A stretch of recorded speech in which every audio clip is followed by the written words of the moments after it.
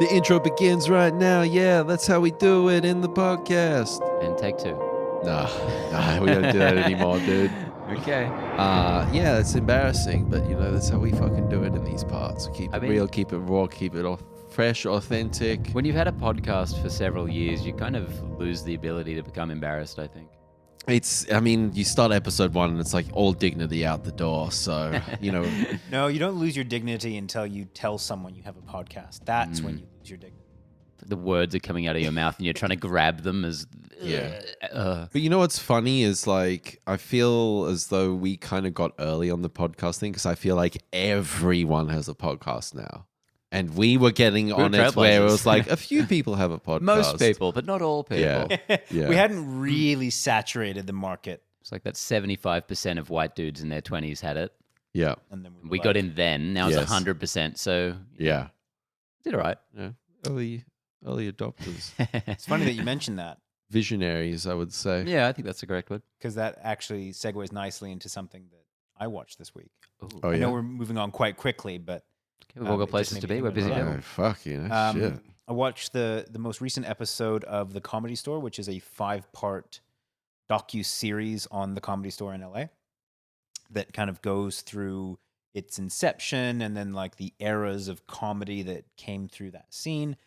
And this most recent episode was the titled "The Return of Joe Rogan," and it really centered around the events and the timelines of like, you know, when Joe Rogan first came to the Comedy Store, when he got banned and why he came back, but also really centered around podcasting and how that has changed the comedy industry. And this idea that, you know, I think the best way that it was put was Bert Kreischer talked about his, I guess, development and that he was a host for Travel Channel. And then basically Rogan and his crew kind of said, quit. Like, you're trash. This is bad. Like, just do your own thing. And Kreischer Deep dive in here. I know. Kreischer ended up getting fired and then ended up doing his own podcast and his own comedy and kind of like became his own boss, right? And that was far more rewarding, and both like I think for himself, but also like kind of financially, so that when Travel Channel came back to try and say, hey, you know, we'd like you to come back, essentially, he was like, no, this is how it runs now. Like we kind of own the industry, or like we have our own paths into success. I thought that was really interesting that it's podcasting that is really, giving a lot of artists that avenue. So I mean, it just kind of, I thought it was a really interesting comment on how the industry has changed. Hard to get the one challenge that I know that a lot of podcasters have versus movies and music, tech, you know, in terms of promotion is like, it's quite hard to get discovered with podcasting because like the internal search engines for like Apple Podcasts and Spotify aren't really inherent. Like you kind of go to search Joe Rogan podcast or the Podcast Strikes Back. Like obviously YouTube. Those two mainstays. Yeah, I mean that we're number 2 there. Number 2 in the 5 did we slip down at that place? Yeah. But I mean, you're right, because it's not set up in the same way that, you know, potentially YouTube is, where there's lots of like recommended podcasts. Like, you know, you kind of subscribe to a single podcast, and because you're not actively engaging in a screen most of the time. It's word of mouth. Like, how would I have found the Kingcast without Benny? You know what I mean? Like, that was purely on word of mouth. We So, regretted if it a every bus day had taken you out that morning, I would have known. It's honestly like Wouldn't been have known. almost We all would have been 4 happier. minutes in, and we've got a little tick of Yeah. Can I get some kickbacks there or something? Do you know what I mean? So yeah, watch that. And then I also watched 2 movies that I've been really meaning to get onto. And I'm really glad I did. And the first one was Ford v Ferrari, which is the story about the 66 Le Mans.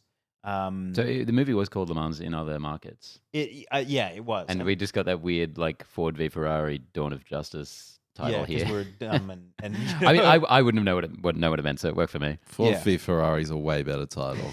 I mean, it certainly speaks to the main conflict Yeah. Although having said that, Well, just then I was when you were saying like, oh, Ford v Ferrari is about Ford v Ferrari. You know, no, like, I mean it's definitely it's not. That's kind of the backdrop, and How dare you. the story is really about the racing driver Ken Miles, as well as the relationship that he has with Carroll Shelby, who's the one that designed the GT40. Don't look at me. it had 4 wheels. That's all we know. But I don't know have that either of much. you watched this movie yet? So this was the No. one film from the Best Picture nominees of last year that I did not see. It was not. I didn't never caught it. So it's been I fantastic. honestly, it is really good. And I was telling my fiance, I was like, I wasn't expecting, to enjoy it as much as I did. I certainly wasn't expecting her to enjoy it as much as she did. And I think it's one of those movies that ticked all the boxes. For like gearheads, it's an awesome car movie. For people that enjoy character studies, it's a great character study. For those that enjoy, suspenseful plots or even witty banter and comedy, like it's just got all of this compacted into a nice, clean movie. And so I thought, I was just really impressed with it. And both, Christian Bale and Matt Damon, I think, did a really fantastic job. I mean, they're kind of staples within the industry of putting out consistent, good work. Yep. It did make me think, though, like, has there ever been a Matt Damon performance that you have been like floored by? Thor Ragnarok. That came up the other day, actually. I love that cameo. No, that's not the cameo that came up. It was the one from Deadpool 2, where him and Alan Tudyk are hillbillies. Right. But no, like, has there, like, I think some of my favorite actors, there's at least one movie where I was like, fuck, they swung through the fences, or they were really spectacular. Say The Martian, he was mostly kind of relying on his Matt Damon charm, but he had to hold that whole movie up, and I think he did a great job. Yeah. Yeah, I mean, he's very vanilla, isn't he? I think He's that's what you're sort of consistent. alluding to. Yeah. Well, I mean, what I mean is like He's a staple, bankable. He's a Yeah. good star. Like, but he's a celebrity actor. Do you know what I mean? I mean, I'm not saying that he's bad. I'm not saying that I've ever Actually, you been know what he was disappointed. really good in? He was really, really good in that one. I think it was The Informant, where he put on all that extra weight, and it was like that sort of dark comedy. Yeah, it was like kind of the most he'd strayed from playing Yeah, Matt Damon. In that the was movie. actually the one time where I'm like, okay, this guy's straying from the path a little bit here. That's like almost like a Philip Seymour Hoffman kind of role or something. I don't know. Sorry, Philip. Did he? Why are you apologizing? Just because he's like a slightly overweight sort of white dude. Do you know what I mean? Like Philip Seymour Hoffman. Like, Also, I hate to break it to you, but he's not going to hear it. well, yeah, that's what I was going Hey, to say. let's not get theological over here. Yeah, good point. So yeah, I guess my point was like I've never been disappointed with him. I've always enjoyed him as an actor, but I've never watched something that has really blown me away. Mm. Which, whatever. The other one that I watched was The Gentleman, which was Guy Ritchie's most recent film, and his kind of going back to his roots, I suppose. I think that's just coming up on a year of me urging everyone to watch that movie now. I believe so. At least, yeah. Have you watched this, George? Fuck no. I mean, did you like Snatch or Loved. Lock, Stock? Loved. So, I mean, This movie's in the list of movies Ben has mentioned that I will never watch. Yeah. It's one of those ones where it's like, so is King he's Cats at gone one back point. to his roots. It's like, Anyway, Connor, who has seen it, what do you Well, think of it? Look, it's really good. It's good. So, like, easily his best since Lock, Stock, and Snatch, I would say. Yeah, I'm trying to think of other than anything King that would Arthur, even- I mean, Other than King Yeah, Arthur and yeah, of Aladdin course. and Swept Away. his classics. The only challenger could be Sherlock Holmes, depending on how much you like those movies. But Yeah, I think this and is look, easily his best. I am a fan of both Sherlock Holmes films, but I would probably say that this is better than those. I think this stands pretty much toe to toe with those other ones. I think it's Yeah, really, easily. I really think- great. And more so than anything else, I love the characters that he created in this film. I thought that they were, apparently he had been writing this for like 10 years. Mm. So it was obviously still being written when he was in that mind frame of Lock, Stock, and Snatch. And How old do you think 10 years ago was? In my head, It's like 1990, 1998. yeah. 1990s. 1998 is 10 years ago for Connor. Yeah. Because I mean, 2010 was a far cry from Lock, Stock, and Two Smoking God, Barrels. you're right. Okay. Okay, Well, all right, so Mark how- Strong's when- in this, when- right? When was Lock, Stock then? They were like right around 2000, I think, both of those films. Yeah, I suppose then. Wow. Mark Strong's in this, right? No. Okay, well maybe I will watch it. Then. You have the most illogical, No, It's just a I bit of get it, I world get it. building on the podcast, you know, Yeah. just building out the It's called mythos. a runner in the biz. Yeah. Hugh Grant is in this film though, and he delivers the least Oh, Hugh Grant that's why I performance haven't he's watched it. ever given, and he's amazing. He He's is so spectacular. good. Yeah. I was watching some of the behind the scene stuff where he was trying to develop the character and trying to like figure out who he is and like taking these nuances from 60s cinema and you know kind of like bringing that in like the shades and like the clothing. I mean, I thought it was really interesting that you know Guy Ritchie obviously has this really kind of obsession with clothing, and all the actors were talking about how important it was to like dress for the character that they were trying to portray. And I think that Hugh Grant did a spectacular job of that, as did the other two. I thought Matthew McConaughey was amazing in it. I forgot he was even in it. I mean, it with so many good performances in it, it's easy to forget. Well, because the one I wanted to name check, I was trying to remember his name, was Holland, the lead from King Arthur.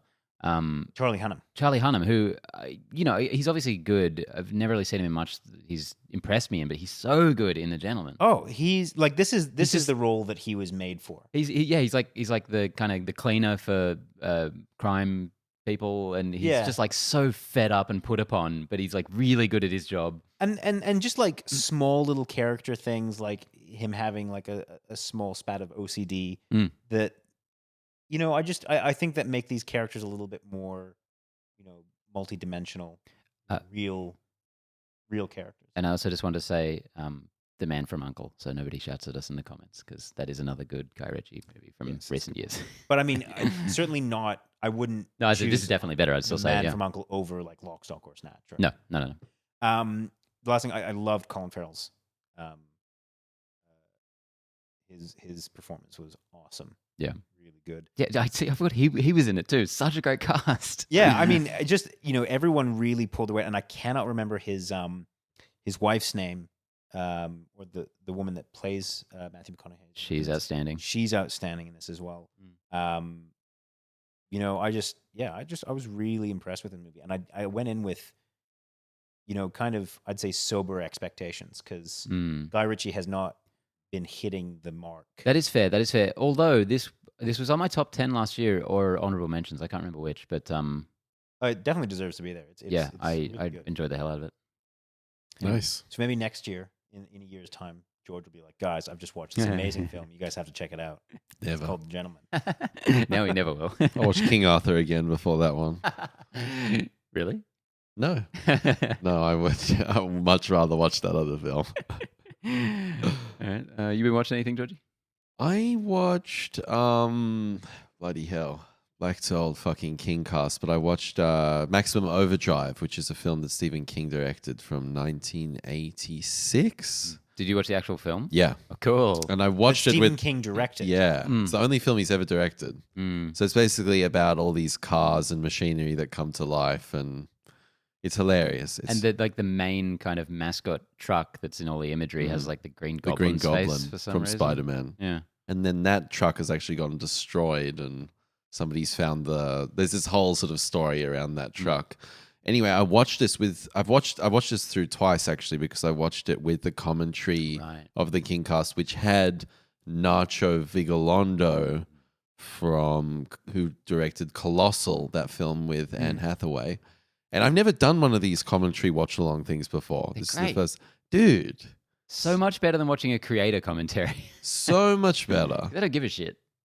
Like, and it was just so interesting to see, like, especially someone of the caliber of Nacho, like an actual filmmaker, hearing his thought process around, you know, some of these things. And there's so much interesting stuff in this film.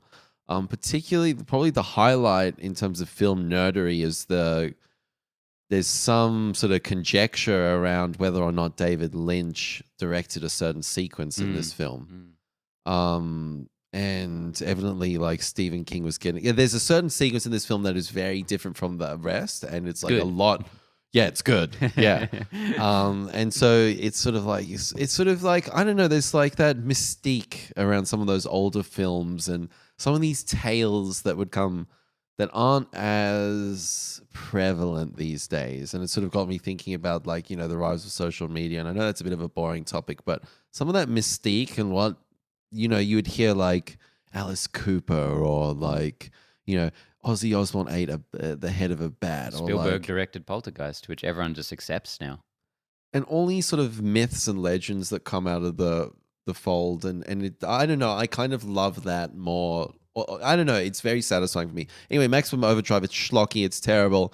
Another really interesting thing about this film is they sort of talked about how it felt like a very 70s film, but it was released in the mid 80s. And so, you know, this is Stephen King is a guy using a medium that he's not really fully at.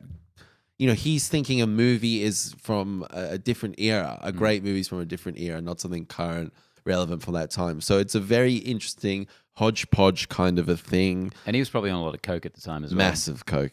Massive.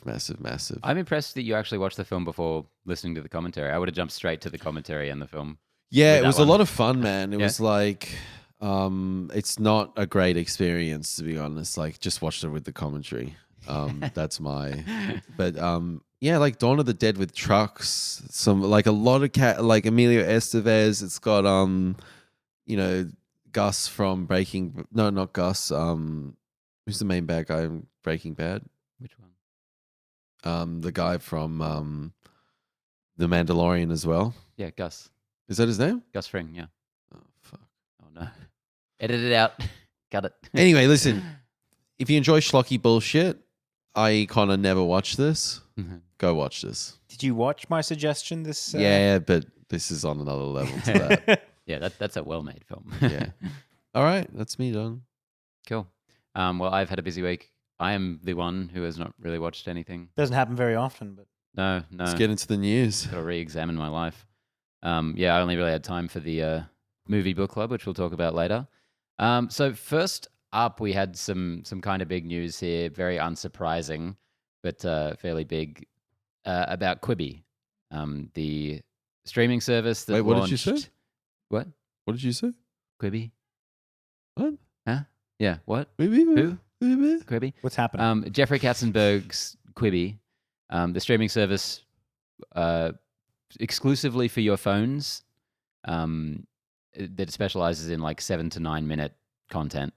It launched only like 6 or 7 months ago.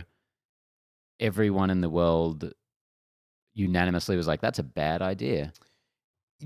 The funny thing is this sounds like something like a tech executive would think of that doesn't consume content. Yeah, it sounds like a boomer's idea of what young people want. Yeah, like exactly. They're always on their phones. Yeah, they're always on their phones. They want short, consumable content, and It's like, you know, no, dude, there's 3-hour podcasts that people listen to. but also Everyone wants every type of content. Yeah, also 7-second things that you can only get on your phone. Yes.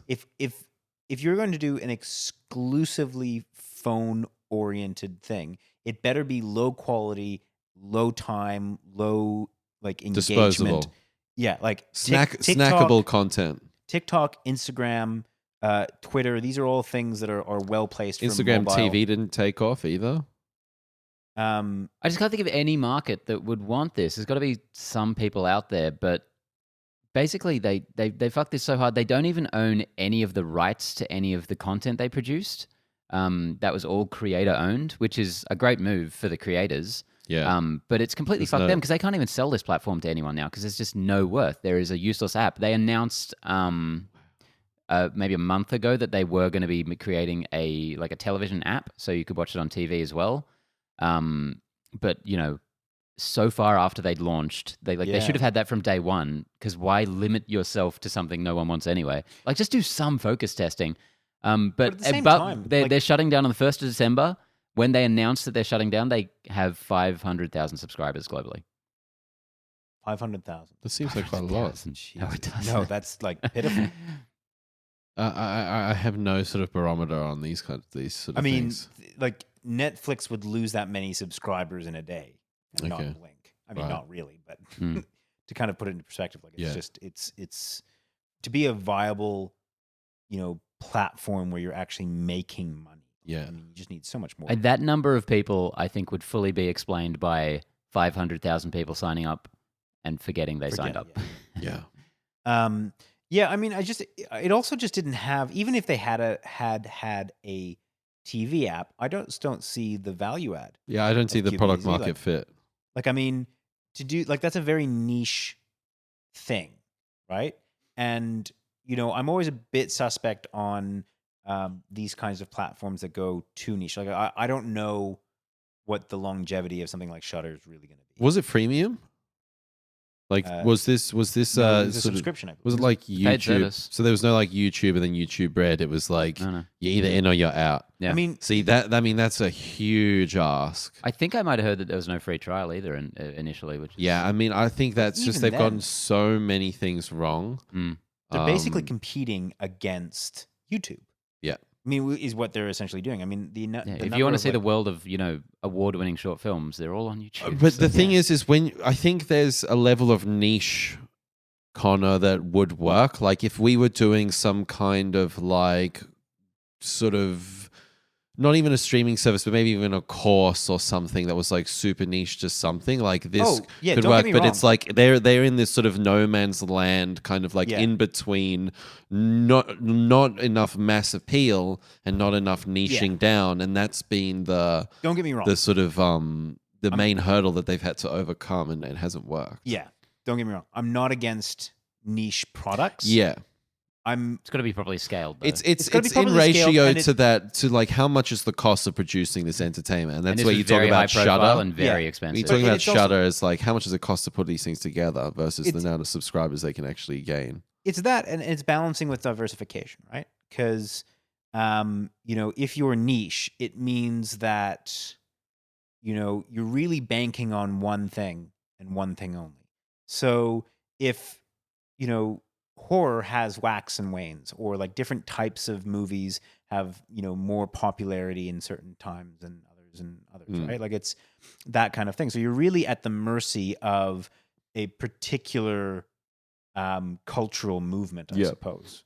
Whereas something like Netflix is, it's quite diverse. Like, they've got comedy section, they've got horror section, they've got like, But you could say, hey, the cinema's got the comedy movies, the cinema's got this movies. Like it does have also the way you integrate with the actual content itself. That is, Yeah, I just want to jump in and say that from all reports, I haven't variable. seen anything on Quibi. I've already forgotten its name. But from all reports, the content does range from like shitty to like really good. Like they brought I'm in not a lot. They surprised, brought in a lot of fantastic creators, put a lot of effort into creating content for it. if I was a creator, I'd be on this so damn quick because, as you said, I you wouldn't. you own your own content. It's that's a another plus, but platform anyone that could you have can- seen it It's not was a a sinking viable- ship. Well, yeah. But what like one really cool What do they thing have it to did, lose then? they made a new season of you'd just be embarrassed to be associated with it. I would think they made a new season of Reno 911, a show that I absolutely love. Did they really? They did for Quibi, which I think is kind of cool. But there was like Sam Raimi's 50 States of Fright, I think it was called, like kind of a horror anthology that had its ups Yeah. and downs. What's that new streaming service? Sam that- Raimi had a streaming service had a show on this. Yeah. See, their publicity team has done a terrible job. I don't know if it even launched in Australia necessarily. What is the streaming service that is getting a lot of, or I'm seeing a lot of ads for in Australia? It has, We live in a world of targeted advertising. I literally only see Shudder ads. Yeah, I see. And I Shudder. have it. it's one that it has like Christoph Waltz and one of the Hemsworth brothers in this like. Sounds awful. Oh, it looked awful, but I was kind of surprised. Sounds like an Amazon Prime thing, but I might have seen the ad on Amazon. Oh shit! I watched the Borat movie.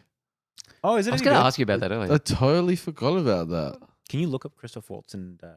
Man, that was Hemsworth? actually hilarious. I've got to say, like, Is it like good hilarious, bad hilarious? I'd What's say the- they could have shaved off 15 minutes of it. Just a couple scenes went on a little bit too long, but like, written in terms of referencing back to the first one and stuff. I watched the first 10 minutes or so of it last night, Yeah, and I thought it was hilarious. I'm really keen to watch the whole dude, thing. it is hilarious. from like as I said, some scenes like yeah, let's. But overall, hilarious. That's the movie. And that Rudy Giuliani section at the end. Oh my god! It was fucking. Yeah, we're having two conversations right now, but sorry that about that. Giuliani stuff is insane. That's bizarre, and that's obviously gotten a lot of playtime in the media right now. Just to kind of give you some context as to the conversation that me and Ben were having, the network that I was trying to think of that was advertising in Australia, a month ago was Quibi. However you say it. So, Most Dangerous Game with the series. Hemsworth and the less famous Hemsworth and Christoph Waltz. Sounds dumb. It looks dumb, and I was really sounds like a disgrace. It felt like a very strange move. Anyway, Quibi, we hardly knew you. I wanted to talk about this once and exactly once and only once, and we'll never think about it again. What an abject failure. All right, next up, because I needed a thumbnail, we'll talk for 20 seconds about Tom Holland's first official image as Nathan Drake in the Uncharted film. Dun dun dun dun dun dun dun dun dun dun. Oi! All right, Connor, you've played Uncharted? I have not. You haven't. What? George hasn't. But it seems very much down my 100%. Down your alley. That's a new one. Whoa, that's exciting. That's cool, dude. Not that up your alley is any less euphemistic. So, all right, I'll talk about it then because I played the games. Have you really? Of course. I've who hasn't played Uncharted? I knew George hadn't, most of the people here. Statistically, that is correct. Ash. Looks like Indiana Jones with Tomb Raider. So I'll just say he looks the part much more than I expected. I thought he was a ridiculous idea for casting. Everyone wanted Nathan Fillion for years because he is that character, spot on. He's way too old for it now, but he looks pretty spot on. I'm wondering if he's going to still be doing his kind of like really young, nerdy, manic voice. I assume he can do something else, but how else he's going to, because I have heard the voice actor for, it's Nathan Drake, isn't it? Yeah, Nolan North is the actor. And everyone has heard his voice. He's in so many things. He does not, or like Tom Holland does not sound as though he can pull that kind of voice off. Yeah, but who knows? He's a great actor. Maybe he can. But doesn't he just win on that? Like, I mean, put it this way: has there been any reaction to say that he doesn't look the part? No. Yeah. When he's first cast, there was tons. But like, don't you think don't you think a lot of that's to do with just like how much everyone loves the kid? Like he is just genuinely, like. He was always I don't think there's a single fan of the game who was like, "Oh, that's a good casting choice." Yeah. Okay. I'm just saying. No one was on board with this when this was announced. So he looks better than I thought. Uh-huh. Yeah. Also, speaking of interesting casting choices, his his co-star is Mark Wahlberg playing his friend Sully, and it seems like they've already had a bit of controversy behind it because we've seen one image of Mark Wahlberg on set or something. And he doesn't have a mustache. The character Sully is known for one thing and one thing only. That's all right. They can just CGI it having a mustache. No problem. He has actually appeared on Instagram in the last few days with a mustache. I think it's a short little video. He's just going, "Don't fucking ask." And so I don't know if they're reshooting him with the mustache now because everyone freaked out on the internet. But as long as they get the mustache, then the movie will be great. That's the thing. Yeah, I'm not sure how I feel about Mark Wahlberg, but he's going to be in the movie. That's he's a bad man. That's decidedly for sure. He's becoming less and less a fan of his.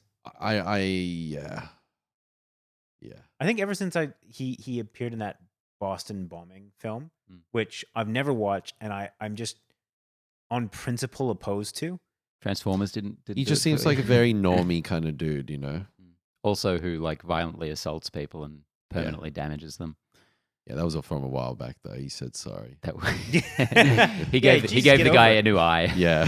Well, no, he didn't do that. He took it. Why it not? away He's from got him. the money. Yeah. Isn't that a bit bizarre? Like, Mark Wahlberg is like kind of like a darling of Hollywood. Particularly, what was his? He's a bad boy though. Like specifically, he's a bad boy. But he recently did he did some kind of not stunt, or he did something that really put in him a lot of good. Oh, he like donated half his earnings to his co-star or something like that. People love him. But Chris Pratt, who is a bit of a insufferable, is absolutely vilified out there. Okay, let's not blow it out of proportion. We all saw the same headlines that were like, Chris Pratt's getting crucified on Twitter and all the MCU stars and saving. He probably got a couple of nasty comments on there. Nobody gets you can't say anything online without it blowing up. Is that he got headlines about this, whereas Mark Wahlberg just like has a genuinely horrific past. See, And he's what- just where like, I- where hey I- guys. Listen, and each to their own, no issue. But the disconnect I have for those guys is just like how, Mark Wahlberg is very, very religious. And same with Chris Pratt. And they put it very front and center with their persona that they put out there to the world. And I for some reason, when that kind of stuff happens, it kind of goes over my head a little bit. And it's just like I'm not connecting, that's just it. That's just it in a fucking nutshell, you know what I'm saying? Fair enough. But yeah, fuck Chris Pratt. Vilify him. What a Pratt. Vilify him. Yeah, I just that story was weird to me because it just seemed like the I don't know, one MCU actor must have seen something that sent him over the edge because stars don't normally engage on this level with like internet hate.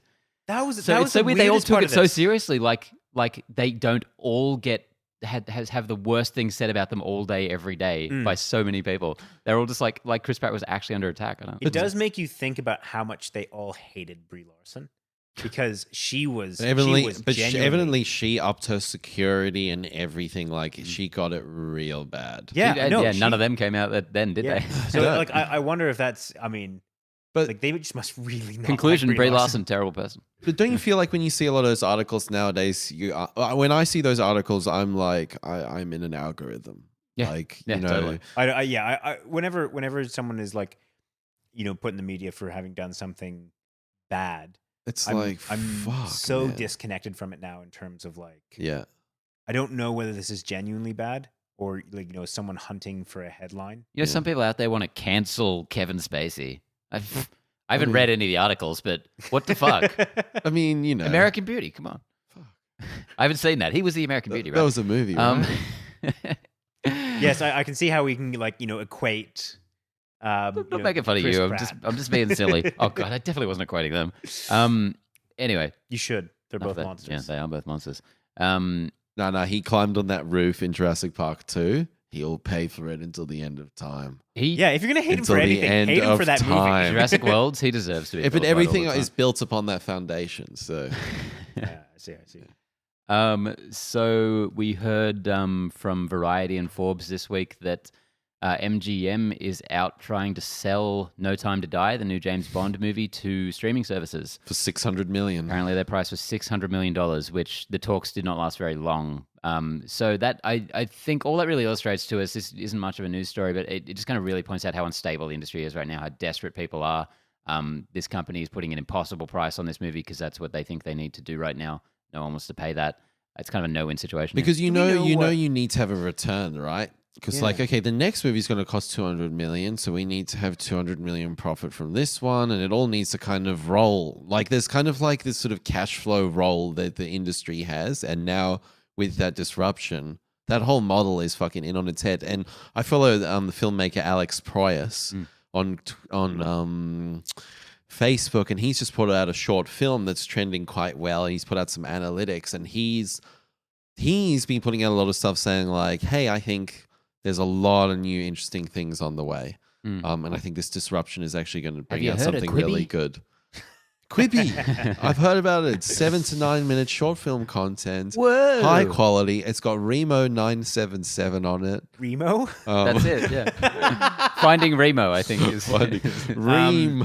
I want to know what the average movie, or the average price that movie production companies are selling to streaming, because they did a round table of execs of production execs, and they had one from Jesus. It was one of the big ones, but like not Paramount, maybe Paramount. And he was talking to the guy that runs Netflix, and he was like, the more shit we can do together, like, you want to keep buying our movies? Fucking sweet. He seemed real happy with that situation. So I got to assume that Netflix is paying at least a decent, like, this can't be, this looked like a good thing for this guy. Like this guy that runs a production Totally, if company they could was cut out pretty all the happy. uncertainty of the box office and just sell directly to these streaming services. Boom. But it doesn't seem to make much sense for Netflix, like certainly not paying that amount of money for a movie, which would certainly bring in subscribers, but it would also set up a weird expectation for them to be producing content at that level, which like a Netflix movie and a new James Bond film are very different beasts. But also, right you now, have to right also now. think of also like the revenue streams that like a production company could bring forward. Like if they sell onto a streaming service, think about all the licensing opportunities, like Funko Pops. Do you know how much MGM are probably making off Funko Pops versus box office? Shit, man. Like, there's a lot of different angles to this, and they're just being a bit greedy here, I believe. I think like they just know. Or desperate. I mean, at this Yeah, point, how maybe. much have they wasted on marketing? After Yeah, a $600 million year of- would be what they need to cover their asses right now, I think. Do you think so? Oh, at Yeah, well, least. because they've marketed this movie several times because it came very close to release before they had to delay. So This was meant to come out in what, like March? yeah, something like that. Like it was ages ago that this was meant to, and then they had another run where it was going to happen, and because this is. But one it's of the not movies like that has sink been or in the- swim on this one thing. Do you know what I mean? Like I think for know MGM, it probably is. Yeah, I was gonna with say, James Bond. Well, What yeah, other I know. huge- They already MGM went bust Yeah, a few years well, ago. I that's don't know very who owns true. them now, but What other big properties does MGM have? The Hobbit, that whole debacle. That's why it was in development hell for so long. Yeah, so I mean, this might be a sink or swim for them. Yeah, I think that they're trying to offload this so that they don't lose money on it. Yeah, I think it's a very old school movie making mentality they're going with right now. Well, it was designed for a world that hadn't had to go for streaming. And do you think Bond is going to be like that title that everyone's going to, maybe actually, you know what? Saying it out loud, maybe streaming is a good place for Bond. It kind of has that old family appeal in a way. And I think it could bring in people who have kind of not necessarily jumped on yet. And think about them selling the back catalog to streaming service, or just having the entire thing. I mean, Those are all on Prime, I think. All the Bond it's movies. It's on something. But that's a new licensing opportunity, right? Like if they sold it to Netflix, for example, I don't know if there's any current Bonds on Netflix, so they could just sell them the entire catalog plus this. But at any rate, I think it would be a good idea to be on a streaming service. I don't know if it's worth $600 million. Like, I mean, the whole idea of bringing those kinds of, properties onto these streaming services is to garner new users as well as maintain old users. And as it stands right now, most people aren't thinking about losing their Netflix subscription, and they're not requiring something like Bond. And, if there was anything that was going to bring in new subscribers, I feel like the pandemic would have done it. Yeah. All I know is that this is the end. So pack it in. Pack it the fuck in. No time to die, some time to die. For Bond or for the traditional form Everything. of releasing films. Like, evidently, again, stuck in an algorithm, who knows what I'm reading, but evidently AMC are trying to sell up, and it's going to be like nigh on impossible for them to get something half decent. Because they're not coming from a who's strength. looking to get into the movie industry right now? Yeah. No, I 100%. In terms of cinema industry, sorry, I should say. The cinemaplex industry. Oh, well. Yeah, it's wild. That's that. Finally, we just got some news released today. Oscar Isaac is joining the MCU. A new Disney Plus show was announced, Moon Knight. I think they already announced the show, but they just announced his casting today.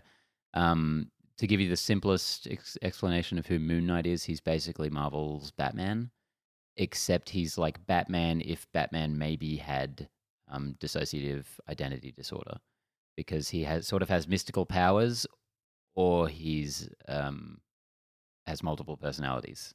Okay. It's kind of left ambiguous, I think, in some of the stories. But can they get the objective truth by like Scarlet Witch, give us the lowdown? You go ask her, sure, she might know. Okay, but, I might. I do not know, unfortunately. So Oscar Isaac in the MCU, I think that's huge. Poe Dameron. But his biggest role, what everyone knows him for, what everyone loves him for. Do they love him? Nobody loves those Nobody movies loves anymore. him. They're in the real bad books. But so I think that's a very interesting point we're at, where Oscar Isaac, one of the biggest rising stars in the world, is joining the MCU for a TV role. I am in such a no fucks given with Marvel right now. Like, they need to get some shit in front of me. Like, I need this. What's up next off the ranks? WandaVision, I believe. WandaVision WandaVision. is first up. Yeah. I need that. Then I we'll need get that. Captain America, I need that. Black Widow. Because, after depending 12 on when that years comes of out. incredible, like, A-list content, every year delivering. I'm there enjoying it every single time. They drop off for 6 months, you're in the bin. I know. You're in the fucking bin. How greedy have we become where it's like we don't get consistent Marvel content Yeah. for like a blip, and we're like, oh fuck that, production company that has, supported us with content for the last decade. There is they set up something an that expectation. happens. It's called getting older. And Never. Is there a chapter? I definitely felt like there was a chapter closed, even with Infinity War. Like Endgame, I don't look at Endgame as fondly as Infinity War, and I almost feel like once Infinity War happened, and Ant-Man as well. I didn't dig Ant-Man and the Wasp. Do you not think all it would take would be another one you really like though to come out? Yeah, 100%. So WandaVision comes out, you're all in again. Back. I mean that even happens with the existing MCU. Like I'll think back on some movies and be like, and then I'll rewatch and be like, you know what, fuck yeah, I'm on board again. I don't know. I guess this year is just so fucking weird. It's hard to really know what's up and what's down. It's been a wild ride, and to think that like how many movies have been pushed back, that really that fucks with me if I think about it. Like, I guess right now for me, I'm actually really, like Mandalorian's coming out next week. I'm not really like, we're going to get into it and we'll probably do our weekly review, but I'm not like amped. Where's your bliss, George? Where's your joy? I'm worried about you. You so but down. that- but I I'm understand what getting- he's saying. I get. but It's just Kingcast now. I get what you're saying, because it's not like we're content starved, right? Like every week, I've got more than enough stuff to stink my teeth into. But there's there's nothing that there isn't that hype that you get when there's like a big tentpole film coming out in the theaters. Like the pageantry of it is missing, and I don't know that you can really replicate that on something that you can just switch on whenever you feel like it in your living room. Right? I think that there is a necessity behind the action of going out and seeing a film that really breeds that kind of excitement. Yeah. I personally would definitely be as hyped to chuck something on at home. I mean, I would make it an event, like, I'd have people over and do it. Because nothing probably gets me more excited than a Nintendo Direct, which is Nintendo's kind of direct-to-consumer marketing that they do. They just go live on YouTube at a certain time. I will stay up till 2 a.m., 3 a.m. waiting for one of these. I'll be sitting there, like, looking at my laptop, just like, so excited. And but I mean, even a video game feels different in a way. Like if I think about it, like I'll get excited about certain games coming out. But there's still some pageantry behind that. Whereas like I just don't feel the same kind of pageantry when I think about streaming movies or like I don't know what the last streaming movie that I was really excited for. I mean, Blind Manor, I was pretty a hyped lot of that for. is just the content itself. Like, Oh, look, I don't think we can say all things are equal in that department. potentially, but I mean, there's some really good stuff that has come out in streaming. Have you finished Blind Manor yet? No. What's going on here? I still haven't watched another episode. I don't know. You liked it, which made me very suspicious of it. This is so weird. Like I literally spoke to you like down at the beach about how you were excited to finish this off, and I told you how good it was. He was lying to your face. I was more like, I'm keen to see how it goes. I'm not like, I can't wait to get home to watch it. Oh God, you I've been very busy lately. No, you haven't. I really have. Should we go on to movie book club? Let's do it. Let's do movie book club. This is my favorite part. This was my pick. Which way are you going first? Let's go Black Sheep first. Cool. I dig that. When we had first thought of the idea of doing like an October scary movie type thing, and doing a double feature, one of the first things I wanted to think about, because I was pretty sure I knew the kinds of films that you guys were going to pick, and I was more or less right. Horror films. Yeah. Like, your picks didn't surprise me at all. Horror comedy from New Zealand. Oh, no, I take it back. No, actually, No, what surprised me was the first 10 minutes of that film. Once I knew So- what was happening, I was like, okay, this feels bad. But like the A serious, arty, yeah, is the that was elevated very horror much movie about a young blonde woman and a New Zealand horror comedy. yeah, okay. Like, maybe not. I wouldn't have put them together, but actually, yeah, that one did really throw me. I was trying to remember what the second movie was because all I was thinking of was Neon Demon. Yours felt very you as well. What were my picks again? Possum and Pumpkinhead is the Pumpkinhead third thing. one. What was the Yeah, other one? yeah. But it was Trick or the Treat. Trick or Trick or Treat. Treat. Yeah, fuck, my picks are good. So my thought initially was like I want to bring in. My thought initially was I want to bring in a comedy, which you kind of actually both. Now did. that I think about it, you've both gone and like I scooped you on this I one. retract my earlier statement. There was a little bit of that surprised me, I suppose. What happened to you, dude? I don't know. What's wrong with your I'm all brain over the hole? place. I make a statement, then I think about it for more than 2 seconds and be like, that's Like, that's just clearly What have I done? incorrect. Just nonsense. But that flag is planted, damn it. Yeah. What am I doing on top of this hill? I need these The battle tallest clothes. hill. Oh, Why am I come on. dying? Whose flag is this? Yeah. Anyways, I wanted to bring in something that wasn't typical horror. The first thing that I thought of was Black Sheep, because it was my first introduction to. It would probably be one of my first introductions to Australian/Kiwi humor, which unfortunately set the bar a little high because everything that I saw after that was pretty shit. So you only watched Australian movies after that? Yeah, that was it. I really immersed myself in the culture when I got here. But yeah, I remember thinking it was fantastically funny and awesomely gory. And so I thought that would be a really cool one to revisit. And, it delivered in spades on both those fronts. Yeah, so you'd seen this before, George? Yeah, we saw this down in Melbourne. Oh, of course, yeah. Yeah, we talked about this, That's when what was that, like 9 years ago or something? Fuck. Probably about the same time. Oh, Terrifying, no, it can't be, man. It feels like 3 years ago, but it's life. I love how sort of like this movie has so much love for like, I feel like that sort of American Werewolf in London, 80s, physical transformative. This is Weta Workshop that did the special effects on it. Yeah. Yeah, and thank God, because the highlight of the film absolutely is the practical monster stuff, I think. I also Easily. like the sort of mutant they've broken out of the facility kind of thing. It's not like there's a lot of different ways you could go down with mutant sheep. You can go like there's an ancient curse, or there's this, or there's that, and I liked that they sort of decided where they wanted to go with it, and I enjoyed that. It feels indebted to Peter Jackson's earlier stuff, definitely as well. Very much so. Obviously because they're both Kiwis, but just that really schlocky, irreverent horror comedy. The thing that I found interesting about the movie this time was that it was definitely very enjoyable.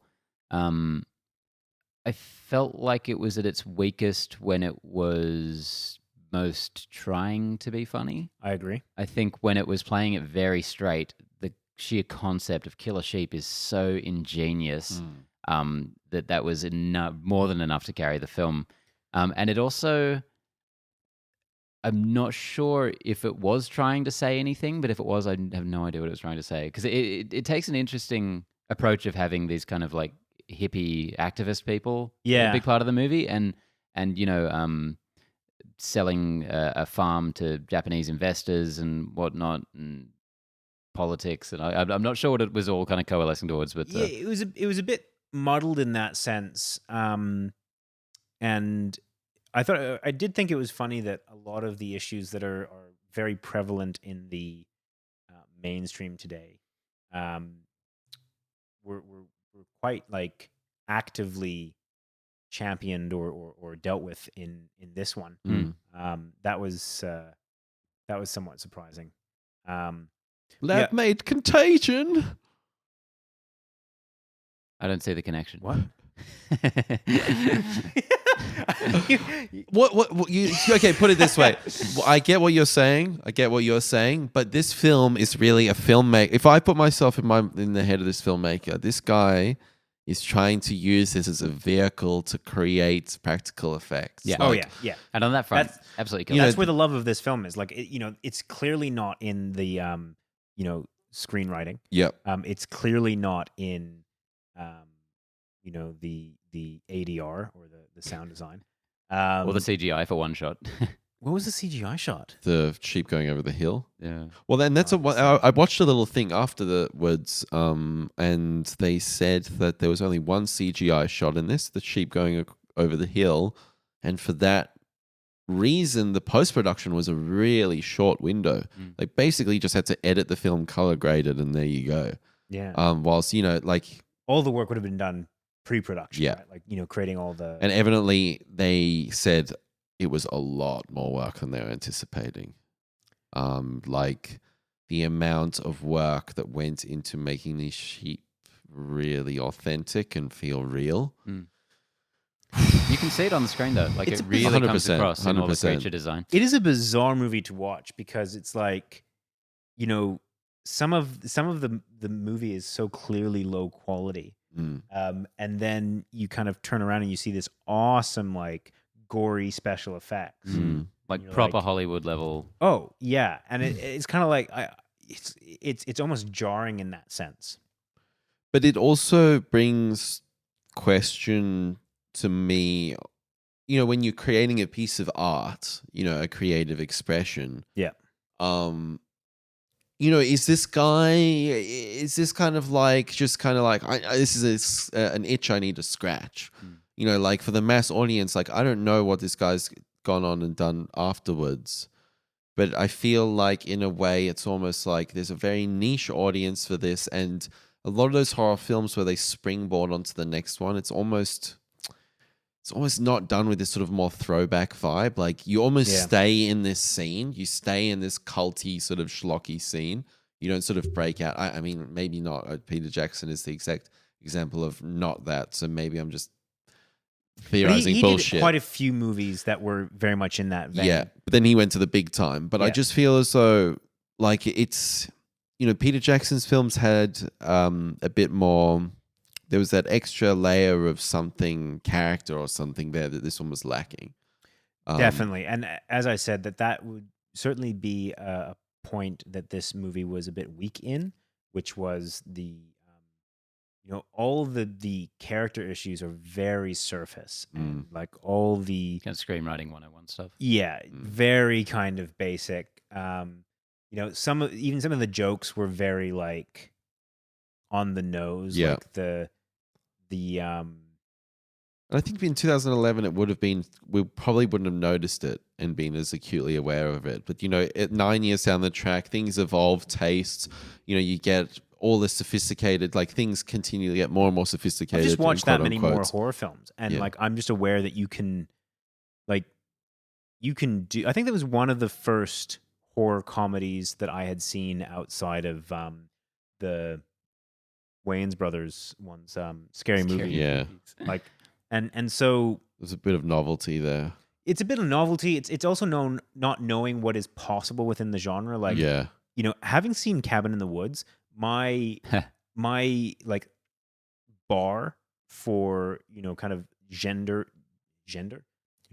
bending Yeah. is set a lot higher. Yeah. And that's how I frequently judge horror movies, even horror comedies, is it's such a niche and it's such an experiential genre that you kind of get desensitized to over years, that you can watch something, when we're at our level, or my level, sorry, Connor, and you'd have to be aware that to someone, someone just getting into the genre, it might be completely different. And I think this movie would be fantastic for younger people, not too young, because it's a bit rough in some areas. But This is like a movie that if you're in your late teens is like perfect, which is when I saw if it. you're 15, if you're a 16, 15-year-old 17. kid, this would be the shit. Yeah. Yeah. It's be a good time. Watching some like prosthetic penis get bitten by a sheep is Yeah. like, that's the pinnacle of comedy right there. And I'll admit, I had a chuckle. And I mean, the sheep fucking joke is just aces. That's an all-timer.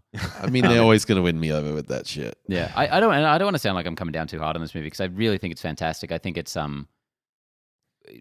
better as horror comedies go, which is a genre that there's a lot of really great examples, but I don't really hold it up too high. I think it can come off as way too cutesy. Compare this to that other New Zealand one we did. So Housebound is like top tier for me. Far less subtle than Housebound, this one. Like, this one's just an outright comedy. Even just within the wealth of stuff going on.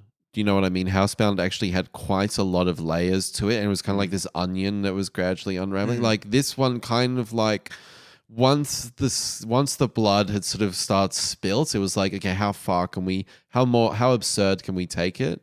And they nailed it. But there's sort of like there's sort of that one lever that's going back and forth. Whilst with Housebound, I felt there was like, oh my god, what this guy's in the walls? Yeah, what the fuck's going on here? You know, and that's just the story. And again, what are they trying to execute here? They're trying to make dope practical sheep, essentially. And if that was the number one criteria, they nailed that completely. Yeah, you're right. I definitely found myself sitting there kind of like waiting for the next killer sheep bit. I'm like, these are really that's cool. exactly what this movie felt like, which was, when they were like, there was a great scene where they fell down that well onto this like, pad of dead like sheep and stuff. And that scene, I was like, oh, and then they like crawled through something. I was like, okay, let's, they were having some, in air quotes, emotional moment. And then just as you said, like waiting for the next, kind of cool or interesting or funny scene. Very strange how in the very opening of the film, the clearly like psychopath brother kills that sheep and wears its skin to scare his brother. No consequences to that? No, it's kind of never brought up again. Like he's a politician, so a sociopath to some degree, but he's not really kind of shown to be that kind of evil again. It was strange. very kind of like none of the story actually makes sense. It's actually, it sounds odd, but it's quite a technical film. Like, as we said, story 101, it was like, okay, this is character A, this is character B, and we're just kind of inserting these things as pawns into this technical sort of like sequencing of practical effects and stuff. How do we move the story to set B?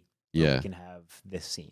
When you look at it on the surface, it's like, oh, it's a schlocky, messy kind of thing. But it's actually like, no, when you actually break it down, there's actually like a lot of different technical things happening here. And it isn't character building. It isn't a warm, emotive thing. It's something else. But I I think as I'm getting older, I'm starting to sort of get in the headspace of like, what is this person trying to achieve in this piece?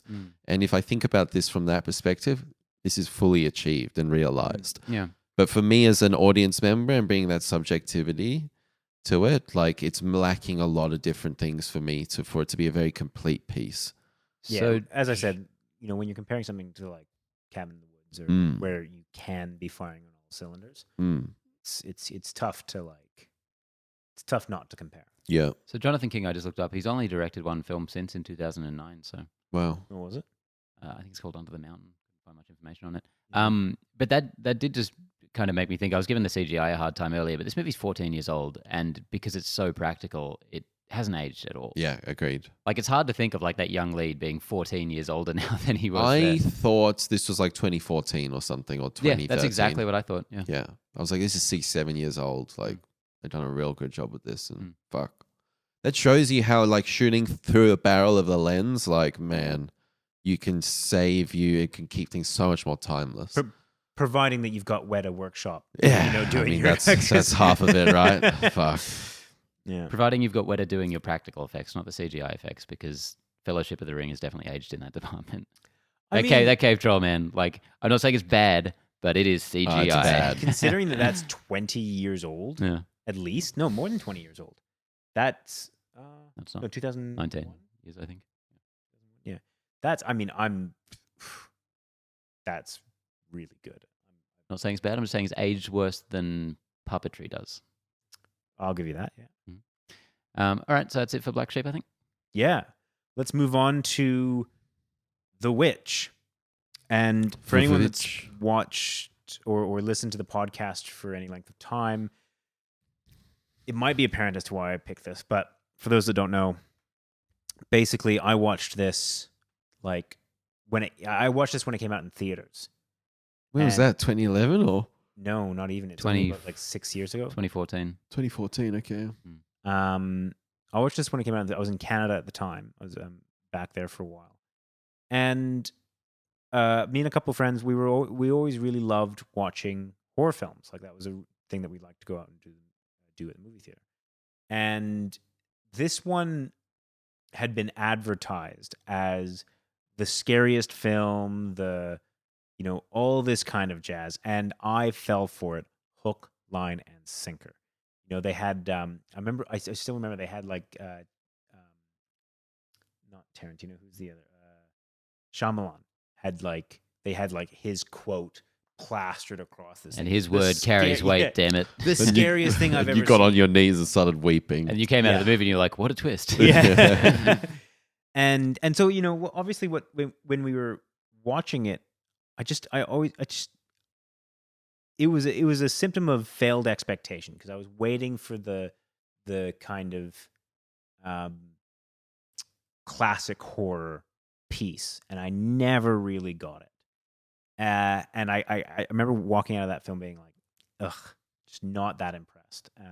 And talking to you two about it, and you guys just thinking I was basically insane berating you for 6 years because I didn't enjoy The Witch. Yeah. So I thought I'd re-examine it and have a look. I'm very curious to hear your re-examined opinion because number one, movie marketing better than anyone, and you shouldn't get sucked into those things. But I always do. Number two, even in of itself, as its own thing, experiencing that film for me, I was like, this is incredible.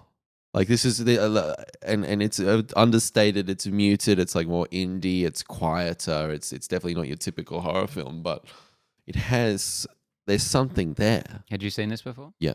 Right. Yeah, I saw this at the cinema. Same. Oh, no, I didn't see this in the cinema actually, but I saw it very close. Yeah. After. I mean, you're right. Like I should know better because I still remember all the times that I've really been suckered. Like, Cosmopolitan, I think was one. Cosmopolis. Yeah, that's one. Yeah. That one was a horrific comedy of errors when it came to marketing. Oh yeah. That was an oddity. I feel bad for these movies because you get people that come into these theaters expecting one thing, and it's the fucking marketing departments that's gone and buggered it up. It's not the filmmakers' fault. Like they didn't, they're not the ones telling people to market it like that. I remember that one, and also Suicide Squad. I felt really betrayed. Yeah, but that had a good trailer. It was a terrible movie because they advertised it as a good movie, and then bait and switch. How'd you find it this time? Spectacular. Oh, okay.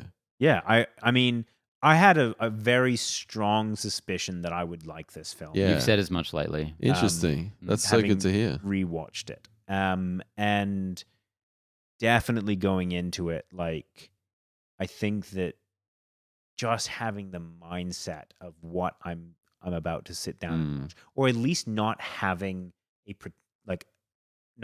very narrow or specific mindset, it makes all the difference. And absolutely. And also where we are in terms of horror, like we've come through the A24 Renaissance. Yeah, this kind of set the template in a lot of ways Yeah, for the elevated horror, which is a term everyone hates, but there kind of needs to be a word for the things that aren't Annabelle. This was quite novel at the time in a sea of Conjuring and Insidious sort of.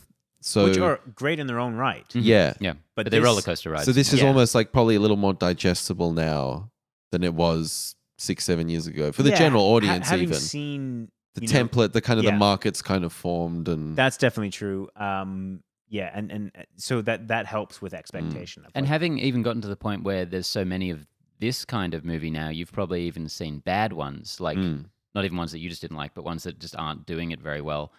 So to see one that's in that vein, but as I think we're all kind of agreeing now, it does it fantastically. Execution-wise, this movie is spectacular. Because where we always failed to communicate on this film, where I always took issue, was that it does so many things so kind of like mind-blowingly well. Like, it comes up at the beginning and the end of the credits saying that a lot of the dialogue was lifted directly from journals of the time.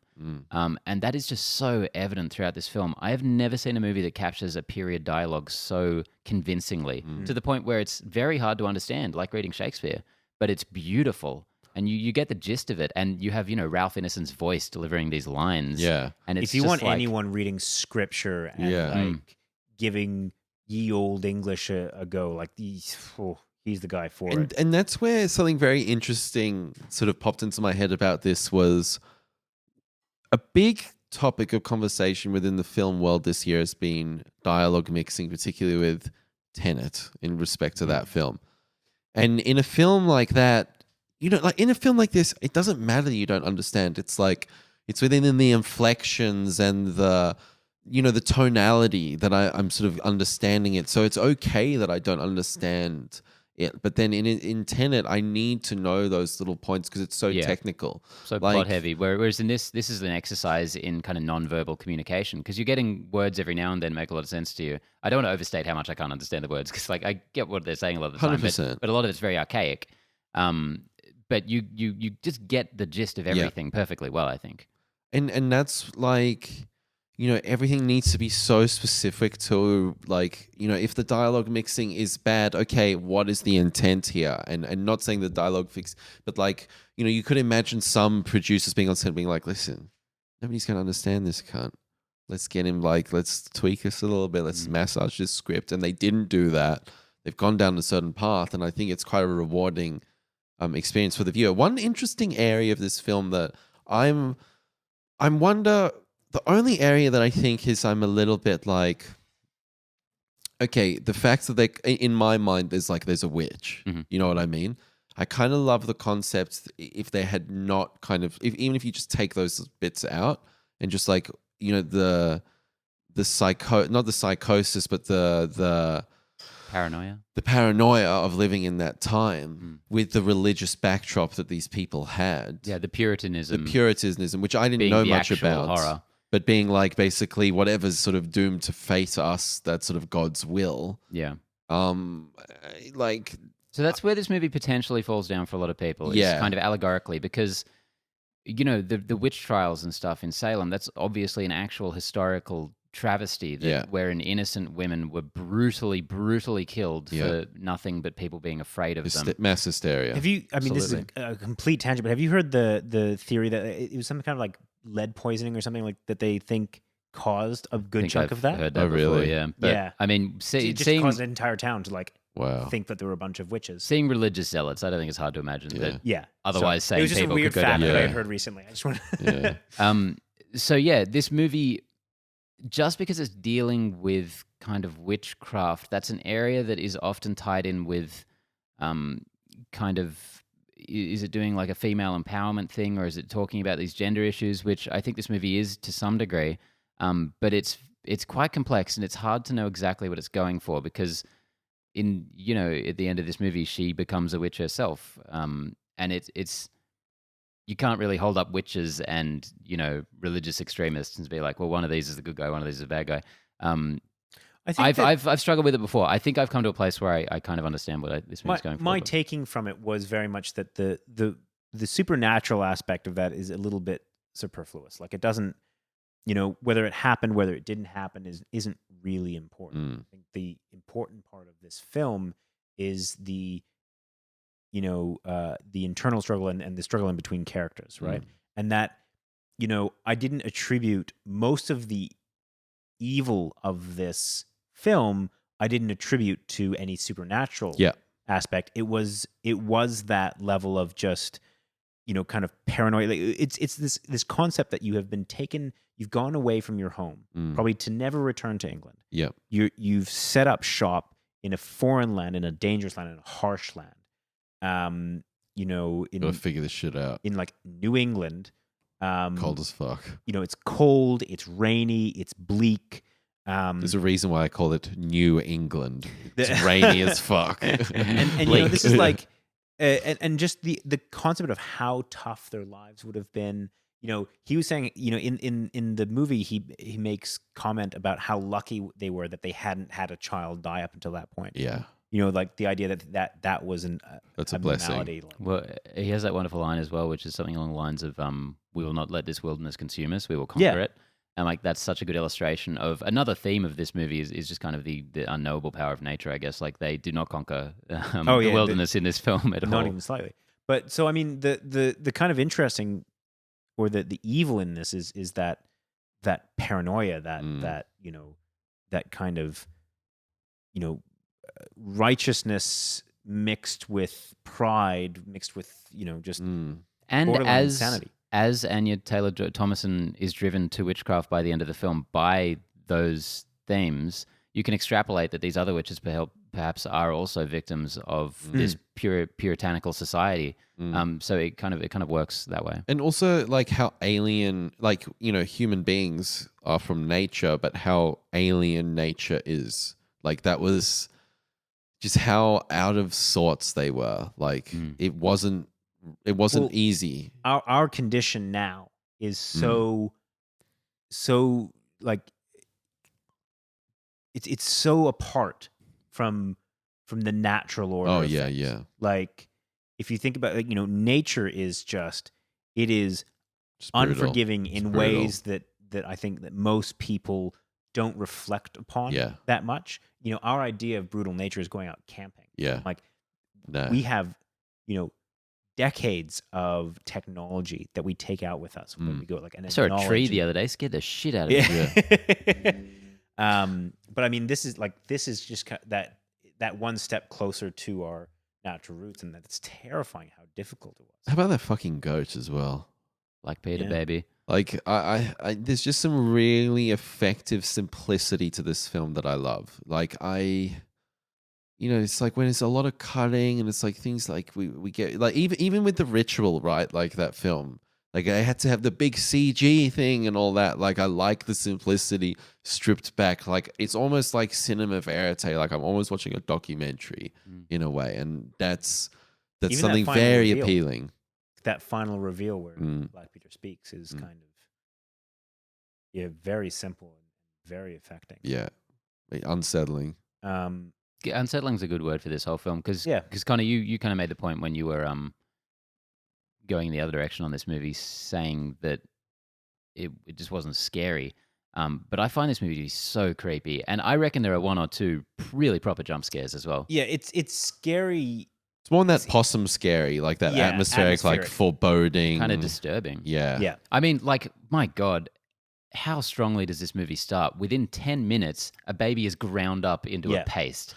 And that just sets the scene so wonderfully that this is a harsh fucking world. And that's world. where, I don't know, that's where like the human psychology of it is more appealing to me than The Witch. And that's where, like, I get what you're saying, Connor. Like, I'm being a little too, like, zeros and ones with this one, where it's like, I wish they hadn't had this and they would mean this. It's like, it's fine to have both. You can make it work. But part of me is just like, the hell is in the human beings. Do you know what I mean? Yeah. Like, that would have been almost a more satisfying way for me to go down. But the imagery is incredible. But I think that ultimately is still the message of the movie. I agree. You just have to take it a little less literally. I agree. I think that, like, it also reinforces the idea that there is evil in this world and that you have the choice yourself to succumb to that evil or to kind of rise. Yeah. And obviously this family didn't. I love a good movie where everyone dies. Did this guy do...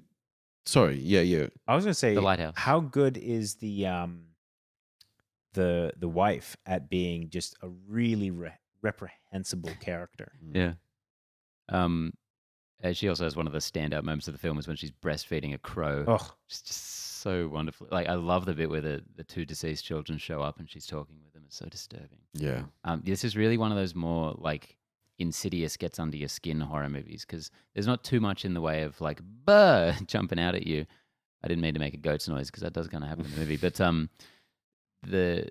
there is just some really, really icky, like, oh, this very is unsettling. Yeah, like to have this like, family unit just kind of invaded by the devil. And amplified by the setting. Like the actual setting, the physical setting. Like just, I don't know if they actually shot that in Maine or what, but like it was bleak. Yeah, so Georgie, you just asking if this is the guy who did The Lighthouse. Yeah. Which it is, and it's so apparent because they are the only two movies in recent history I can think of that just have that unbelievably well-researched, insanely accurate old-school dialogue that is really hard to understand. More so, I think, in The Lighthouse even. I would and say you can so. understand why he has to spend like 4 years on these movies because writing something like that, you'd have to learn a new language practically. You got to really let it soak in, I think. Like, he's just got to live in it.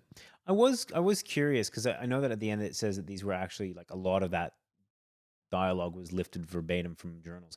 I do have to wonder though if that was how people spoke back then, Or just how they wrote. or how they wrote. Yeah, because I Mm. mean, like Shakespeare is not how people talked. Yeah. That was a silly made up Mm. way of talking. No, So of course, yeah. I am curious I mean, this is a very by the by, but like I do wonder if that's how people spoke Yeah. back then, or how like a certain culture spoke. Mm. Yeah. Because I can see those like first settlers, which were like religious nut jobs, Yeah. speaking like that. Mm-mm. But yeah, that's a good point because Thomason at one point in the movie makes the note that she can't write her own name. So you go to one of the levels of literacy back then Mm. would only be a certain type of person. Yeah. Yeah, I don't think there's. I love the length of this film.